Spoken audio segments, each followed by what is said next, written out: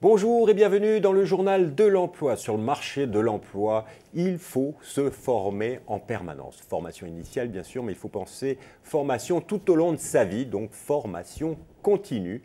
Eh bien, vous allez en savoir plus sur la formation continue aujourd'hui avec Marie Ducastel. Bonjour. Bonjour Jérôme. Vous êtes présidente du directoire du groupe Abilways, un groupe de formation continue. Alors pour nos téléspectateurs, j'ai envie de vous poser la question bateau du jour. C'est quoi la formation professionnelle continue? La formation professionnelle continue, c'est la formation qu'on fait une fois qu'on travaille, soit pour se mettre à jour, soit pour changer de métier, soit pour faire évoluer ses compétences. En tout cas, c'est une fois qu'on a commencé son processus professionnel qu'on continue à se former.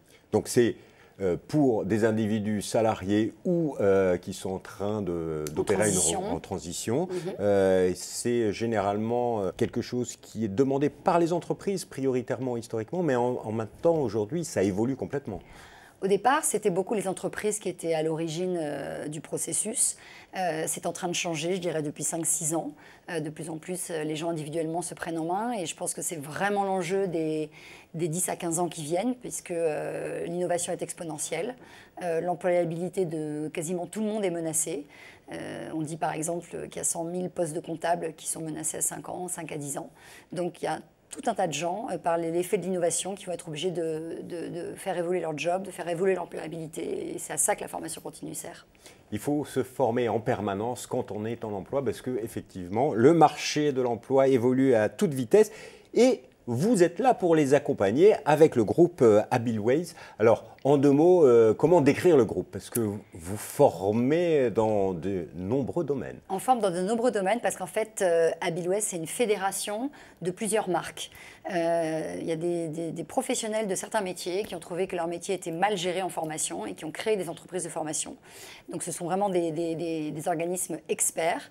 Et donc, nous, on a fédéré toutes ces marques expertes ensemble, donc notamment le CFPJ qui forme aux médias, à la communication, ou encore EFE sur le droit, ou encore Pyramide sur les métiers du graphisme, ou ISM sur le marketing. Donc en fait, elles ont des points communs, toutes ces entreprises. Donc, elles ont toutes été gérées créées par des experts du domaine. Ce sont des professionnels qui forment et pas des formateurs professionnels. Donc ça, c'est très important. Ici, on a donné quelques chiffres aujourd'hui de ce groupe Abilways, parce que vous formez en droit, en fiscalité, en management, en marketing, en communication, en design graphique, en transformation digitale, en achat public, bref, pour tout ce qui est la vie quotidienne des entreprises. Exactement. Mais en chiffres... On fait environ 50 millions d'euros de chiffre d'affaires. On a 300 collaborateurs permanents et on travaille avec environ 6 000 formateurs par an dans 18 pays en 9 langues. Et la colle, ce serait combien de formations vous pouvez proposer? On a un peu plus de 3 000 formations dans notre offre, de très spécifiques au plus global.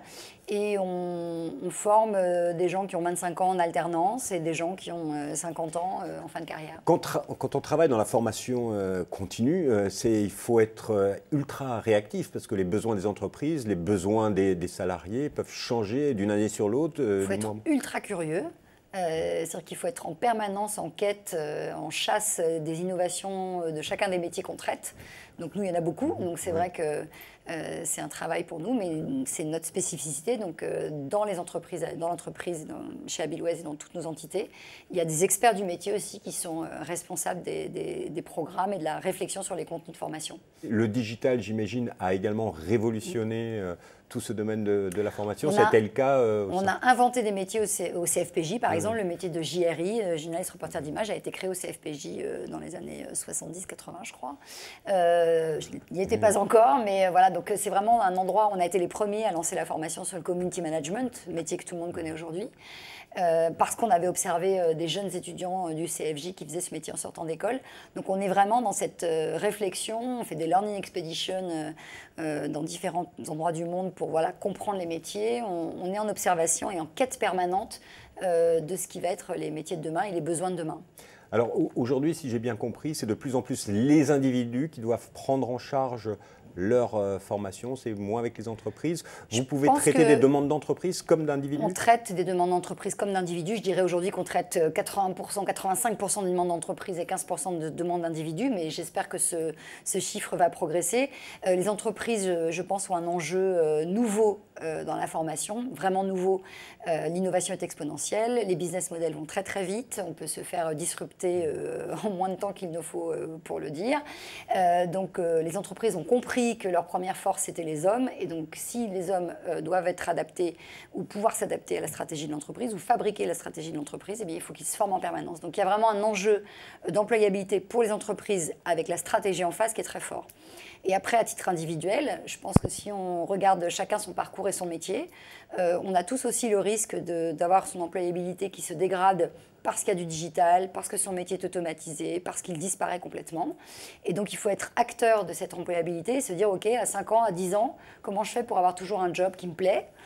Comment je me forme pour être adapté à cette période. Alors pour un individu ou pour une entreprise, combien peut coûter une formation? C'est, j'imagine, la colle que je vous pose avec les 3000 formations que vous proposez. C'est extrêmement variable et ça dépend si on fait une formation extrêmement coup de poing de 2 jours ou si on fait une formation de 2 ans. Ce qu'on peut dire en tout cas aujourd'hui, c'est que nous, les organismes de formation, on est vraiment armés pour accompagner sur l'ingénierie financière. Donc aujourd'hui, en ayant réfléchi à ce qu'on veut faire et en ayant un peu de ténacité administrative, on a toujours des moyens de se faire financer sa formation, à condition qu'elle mène à l'employabilité.